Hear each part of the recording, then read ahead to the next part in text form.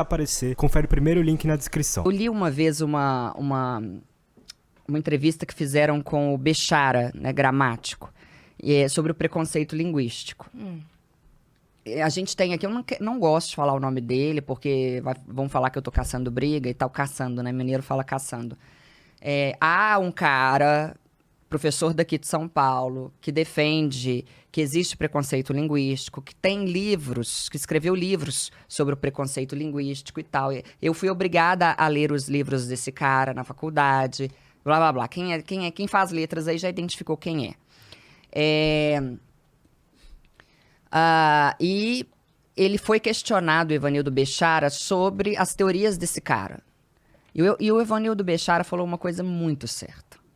Se a escola se eximir da obrigação dela de apresentar para as pessoas a norma culta e mostrar que a norma culta tem o papel que a gente sabe que ela tem, quem vai fazer isso? Se começar o que esse povo do preconceito linguístico prega, porque o que eles pregam? Que não existe certo e errado, existe inadequado e adequado. E aí sai lá aquele... Formal e informal. Aí, não sei se vocês viram, saiu no Jornal Nacional, um livro para ensino de jovens e adultos, que estava lá, nós pega o peixe. Aí perguntava, é correto falar assim? Sim, você pode falar assim, é correto, mas você pode ser vítima de preconceito linguístico. Como se a pessoa que fala corretamente fosse a errada, a ruim da história, a vilã da história.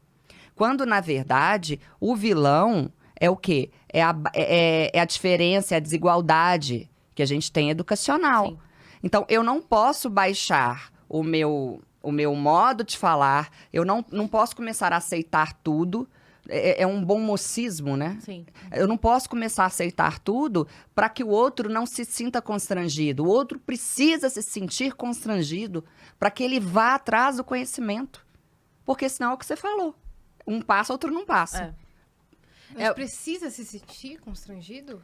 Constrangido no sentido não ruim da palavra. Não é para ninguém humilhar ninguém.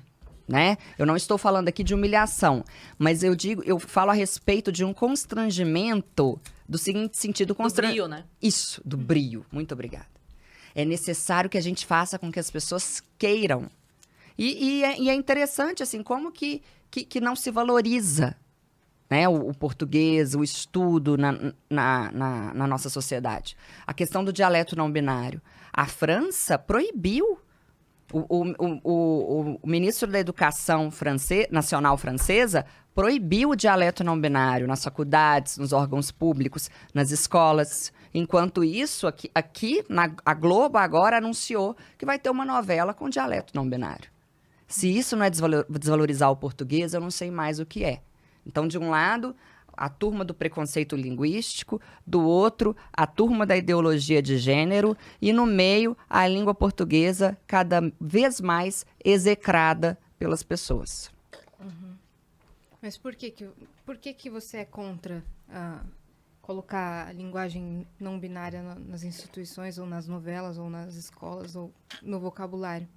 Pelo seguinte, o dialeto não binário... Ele se coloca como algo que inclui as pessoas, né? Que é para incluir os não binários. Os não binários não correspondem nem a 2% da nossa sociedade. Beleza. Já começa aí. Só que, na verdade, ele não inclui as pessoas. Ele exclui os cegos, que fazem leitura por meio de softwares. Ou seja, impõe-se um novo modo de falar a uma pessoa que já tem dificuldades linguísticas, né? Você precisa de um software. Se você pensar, por exemplo, nos surdos que fazem leitura labial, você vai impor a essas pessoas uma nova compreensão, né? Uma adaptação. E ele exclui também os disléxicos, na medida em que os disléxicos têm dificuldades, você sabe muito mais do que eu sobre isso, pedagogia, eles têm dificuldades severas com as trocas de letras e tal. Aí você vai lá e impõe mais uma mudança para essas pessoas. Então, 3 grupos que já têm dificuldades severas no que diz respeito à linguagem vão sofrer com o dialeto não binário. Mas você não acha que se a gente explicar para os cegos ou para os surdos ou para os disléxicos o porquê dessa mudança, eles não vão entender? Não, eles podem até entender, isso aí é de foro íntimo. O que eu discordo é da imposição do dialeto não binário nos órgãos, nas escolas, nas faculdades. As faculdades hoje, você é mais nova, você deve ter vários amigos na faculdade ainda, não sei. Você pode perguntar para eles. Eu recebo no meu Instagram todos os dias, sem exceção. Todos os dias no direct. Professora, a minha professora lá da faculdade manda e-mails, escreve no quadro, boa noite a todos. Eu não consigo achar isso normal. Minha filha acontece isso com ela. Se, Tá na faculdade dela? se os não... mas você já tem filha na faculdade? Ah, já, porque você foi cedo. Eu tô olhando pra ela, é uma moça, gente. Tem 21, Obrigada, a tem filha 21, minha dela. filha. Tá se formando em psicologia. Eu ia falar pedagogia. Psicologia. É gata. Tô boba. Ela tá chocada. Tô chocada. Eu até perdi a fala. Mas enfim, Eu tô Os perguntando alunos de um lugar... mandando isso. pra você. Isso. Eu tô Uma perguntando coisa... isso de um lugar leigo e Não, tô ok. tentando Você tá propagar tentando entender. a imposição. Vamos Exato. lá. Uma coisa é o não binário. O que é o não binário? É a pessoa que não se identifica nem com o masculino nem com o feminino, né? Com gênero e tal. Exato. É ok eles criarem essa linguagem e ela permanecer como que ela é. Um dialeto. Dialeto é o quê? É uma linguagem que fica ali à margem da sociedade. Mais nichada. Nichada. Isso. Tudo bem, que fique por lá. Agora, Nós temos vários dialetos, né? Nós temos vários É, dialetos os- em grupos, assim. Se você pegar sim, a conversa de dos certos grupos, presos, você não vai entender. É. E é normal, né? do pessoal do rap, exatamente. Fora o regionalismo também, que é outra forma de falar e tal. Mas, enfim, qual que é o problema nisso tudo? Eu participei de uma discussão, e foi a primeira e última. Eu até fui convidada a uma discussão pública sobre o assunto por um vereador. Eu falei com ele, eu tenho um compromisso, eu vou entrar, eu vou dar os argumentos e eu vou sair. Só que aí, né, a curiosidade matou o gato, né?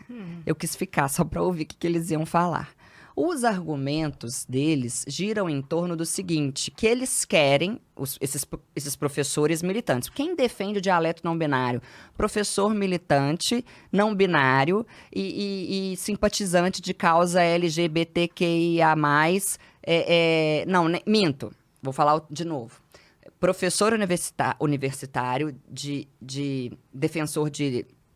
Professor universitário defensor de ideologia de gênero, militantes de ideologia de gênero e o não binário. Acabou.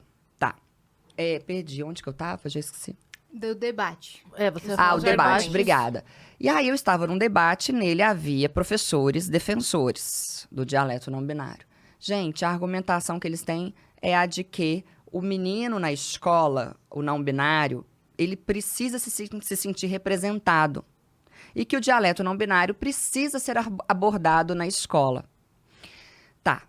É bonito o argumento. Você olha e fala assim, cara, legal e tal, nananã, né? Olhando de fora, numa visão mais humanística da coisa.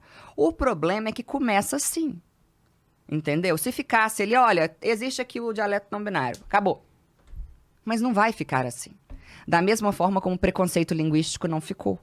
Eu dei aula em colégio por 2 anos, foi uma experiência terrível para mim, e eu era punida e me enchiam a paciência toda vez que eu falava que nós vai, por exemplo, estava errado. Eu tinha que falar adequado ou inadequado, por causa do preconceito linguístico. Entendi. Então, o que ocorre? A gente que vive a prática, que viveu a prática, que sabe como que as coisas vão se infiltrando nas escolas e nas faculdades, a gente sabe que primeiro há esse discurso do bom mocismo, do dialeto não binário, e que aí ele entra. E no que ele entra, ele toma conta.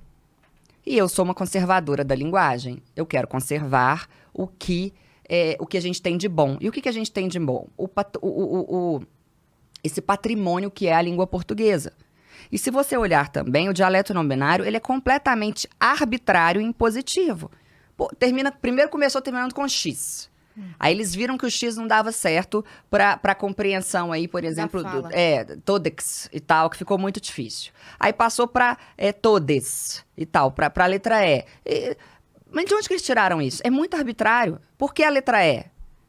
Tem a Sabe? letra U também, se eu não me engano. Mas é engraçado como só funciona quando o discurso quer, né? Porque aí o E seria o neutro. Mas quando a gente diz presidente, aí você tem que dizer presidentar, porque senão ofende.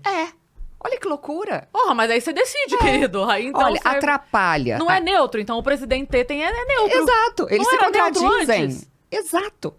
Atrapalha. O ministro da Educação Nacional Francesa falou. Atrapalha a interpretação do texto. Atrapalha a comunicação. Desvaloriza a língua.